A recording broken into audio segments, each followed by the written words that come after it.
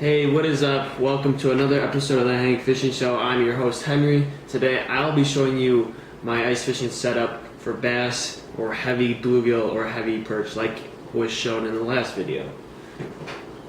Basically, we got this thing right here. Little spinning setup, 30-inch rod, medium heavy, 20-pound test braid to a 5-pound fluorocarbon leader. Then I also have monofilament backing, but basically that's my setup. I got a little Swedish pimple I used here yesterday. That is what really caught them all. And yeah, let's break this thing down. So the reel, it's, I got this whole rod reel combo for like 25 bucks, which means it's going to be a cheap rod and reel. It's going to be nice and cheap.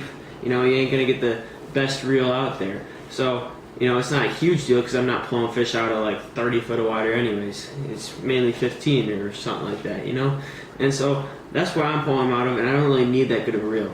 For the rod, I just need something that can have a little bit of backbone compared to my super light action bluegill rod, And so that's what I was looking for. I was really at first going to just jig some live minnows, just jig live minnows and hopefully get a pike on or something.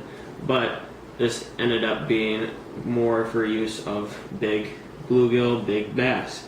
So that's what I got for the rod and reel. It does have a good amount of backbone. It's not the action isn't too light, but it is good enough for me. So to talk about the line, I put back I don't know how many yards of monofilament back there, but it's just so I won't have to waste my money on using a bunch of braid in the back. Because if I'm going to be using this line, it's not like I'm going to be dropping down like 30 feet, I said. So I want to be using saving as much money on the braid as I can.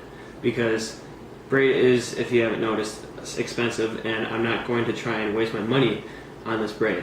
So I'm going to use what I only use for when I get a fish, and it's not going to be over 30 feet.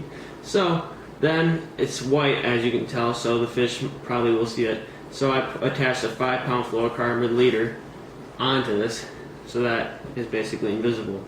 And I would have to say it has worked so far. What I like to put on this rod so far, just a pimple, a little Swedish pimple, and then I tried, like I said, jigging minnows with it. But I just recently got this rod like a month ago, and so far haven't had too many problems. Drag works fine, and yeah. That's it for today's video. Hope you enjoyed. Stay tuned for more.